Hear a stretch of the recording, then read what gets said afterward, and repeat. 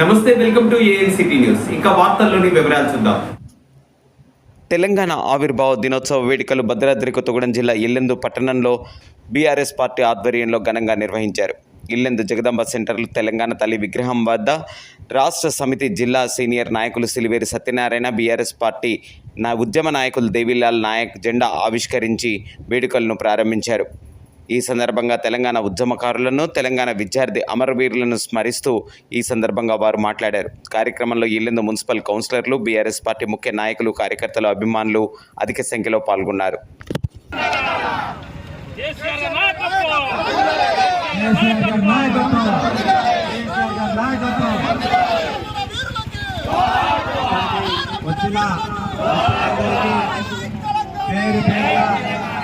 తెలంగాణ రాష్ట్ర ఆవిర్భావ దినోత్సవ శుభాకాంక్షలు. ఈ సందర్భంగా ఇక్కడికి వచ్చేసిన ప్రతి ఒక్కరికి ధన్యవాదాలు తెలియజేస్తూ ఈ యొక్క కార్యక్రమాన్ని ఉద్దేశించి దేవిలాల్ నాయక్ గారిని మాట్లాడవలసిందిగా కోరుతున్నాం.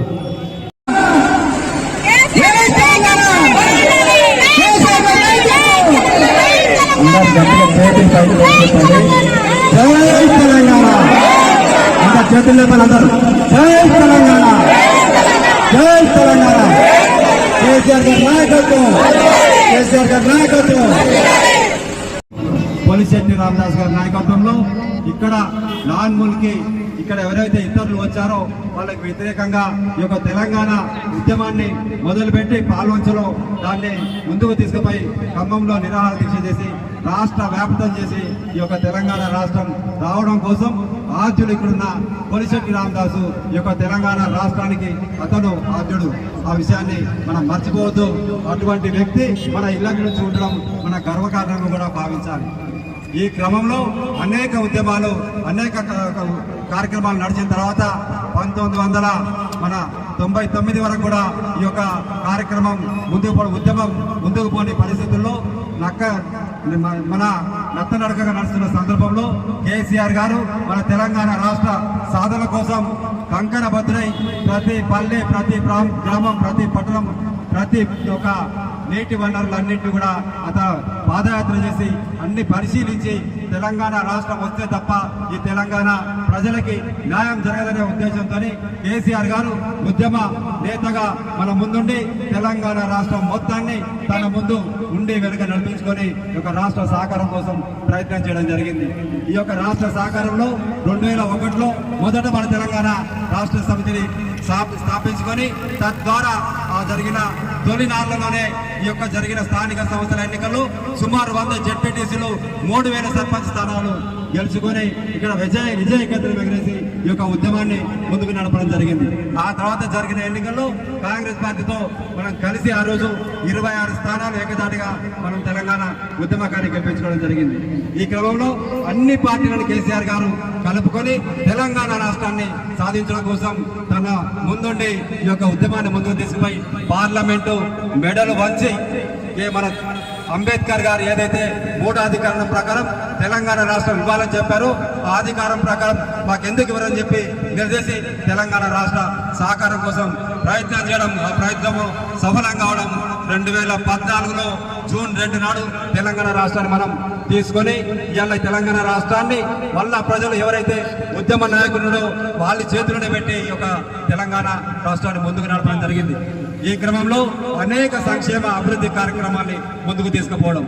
ఆ రోజు తెలంగాణ వచ్చినాడు అంతకు ముందున్న పాలకులు ఇక్కడ కరెంట్ ఉండదు, ఆ తీగల మీద బట్టలు వేసుకోవాలని చెప్పింది.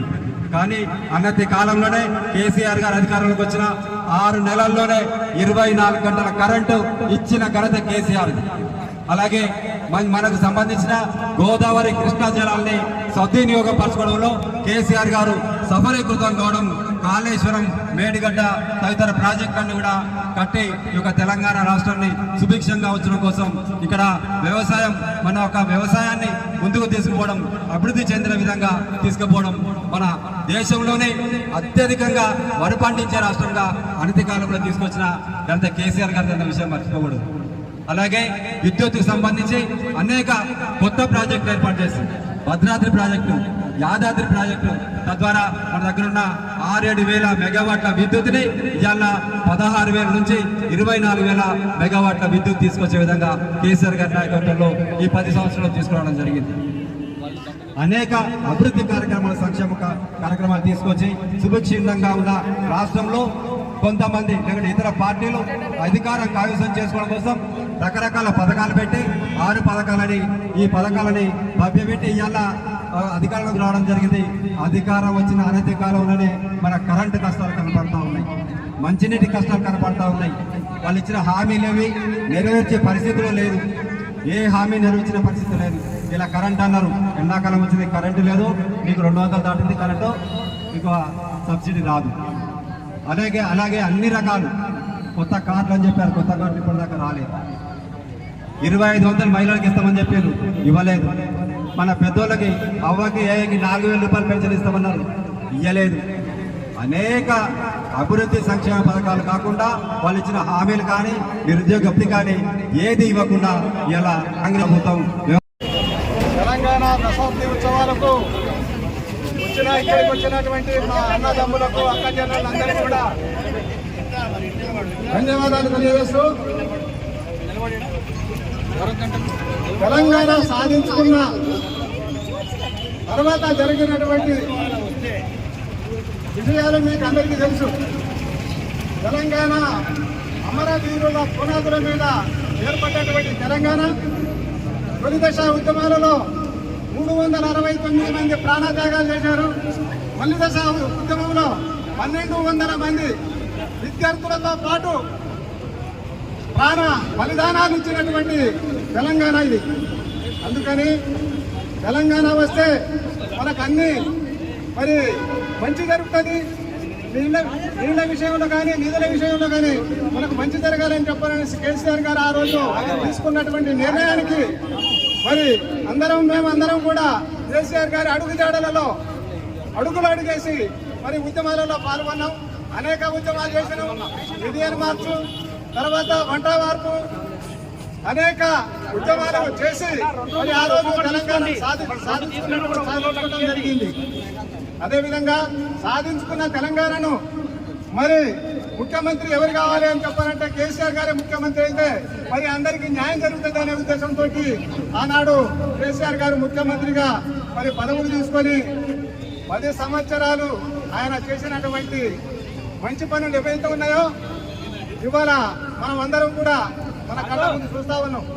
అట్లాగే ఎన్నో అబద్ధాల విషయాలు మాట్లాడి ఎన్నో మరి ప్రజలను మోసం చేసేటటువంటి మరి కల్లివలి కబుర్లు చెప్పినటువంటి కాంగ్రెస్ ప్రభుత్వం ఇవాళ ఏ ఒక్కటి కూడా హామీలు చేసినటువంటి వాళ్ళు నెరవేర్చలేదు. అందుకని ఉద్యమకారులు మరి మేధావులు ఇప్పుడు మీరందరూ కూడా ఈ విషయాన్ని గుర్తుపెట్టుకొని మరి మనకు జరుగుతున్నటువంటి అన్యాయాల మీద మళ్ళీ మనం ఉద్యమానికి మరి అందరం కూడా సిద్ధం కావాలని చెప్పాలనేసి మీకు అందరికీ పిలుపునిస్తూ ఇవాళ దశాబ్ది ఉత్సవాలకు వచ్చిన మా అన్నదమ్ములకు, అక్క చెల్లెలందరికీ కూడా పేరు పేరున ధన్యవాదాలు తెలియజేస్తూ జై తెలంగాణ. హలో, ఈరోజు మనం తెలంగాణ ఆయుర్వేద దినోత్సవం ఇక్కడ మన సెంటర్లో నిర్వహిస్తున్న తెలిసిందే. ఈ కార్యక్రమానికి ఇచ్చేటటువంటి అందరూ కూడా పేరు పేరున ముందుగా తెలంగాణ మనం ప్రత్యేక తెలంగాణ రాష్ట్రంతో ఈ రాష్ట్రం సుభిక్షంగా అవుతుందనేటువంటి కోణంలో ఆనాడు కేసీఆర్ గారి నాయకత్వంలో ప్రత్యేక తెలంగాణ రాష్ట్ర ఆకాంక్షతోటి ప్రజలందరూ కూడా ఊకుముడిగా సప్పండ వర్గాల ప్రజలు కూడా ఉత్త కంఠంతో నినదించి ప్రత్యేక తెలంగాణ రాష్ట్రాన్ని మనం తీసుకొచ్చిన సందర్భం తెలుసు. తీసుకొచ్చినటువంటి దశాబ్ద కాలంలో కేసీఆర్ గారు వారి నాయకత్వంలో అన్ని వర్గాల ప్రజలు కూడా సముచిత న్యాయం చేస్తూ ముందుకు తీసుకుపోతున్నటువంటి తరుణంలో ఎక్కడో ఏదో మొలకెత్తి విషజలు ఎగదలినట్టుగా ఈరోజు కాంగ్రెస్ పార్టీ ఏదేదో చెప్పుకుంటూ ముందుకు వచ్చి 6 గంటల పేరున ప్రజల్ని మభ్యపెట్టి అధికారంలోకి వచ్చి ఏ ఒక్క గ్యారంటీ కూడా అమలు చేయని సందర్భం మనందరం చూసాం. భవిష్యత్తులో దానికి నూకలు చెల్లినవని మనందరం గుర్తుంచుకొని ఇప్పటికే చర్చించుకున్న సందర్భం కూడా తెలుసు. రేపు రాబోయే ఎన్నికల్లో ఖచ్చితంగా మనకు ఘనమైనటువంటి మెజార్టీతో పాటు మెరుగైనటువంటి ఫలితాలు వస్తాయని చెప్పి ఆశిస్తూ రాబోయే తరుణంలో ఖచ్చితంగా కేసీఆర్ గారు మళ్ళీ మన నాయకత్వంగా అందరం కలిసి ముక్త కథలతో వాటిని నియమించుకొని ఏర్పాటు చేసుకొని ఖచ్చితంగా ఈ రాష్ట్రాన్ని పాలించే దిశగా మనందరం కూడా ఈనాడు జరిగినటువంటి ఏదైతే ఉద్యమకారులకు లోటుపాట్లు నేను చెప్పుకుంటామో వాటన్నింటినీ కూడా సవినయంగా వారి నాయకత్వం మనం సఫలీకృతం చేసుకోవాలనే ఆకాంక్షతోటి ఈ అవకాశం ఇచ్చిన మీ అందరూ కూడా పేరు పేరున ధన్యవాదాలు తెలుస్తూ ముగిస్తున్నాం. జై తెలంగాణ. వార్తలు ఇంతటితో సమాప్తం. తిరిగి ప్రసారమయ్యే ఏఎన్ సిటీ న్యూస్ లో మళ్ళీ కలుసుకుందాం. అంతవరకు సెలవు. నమస్కారం.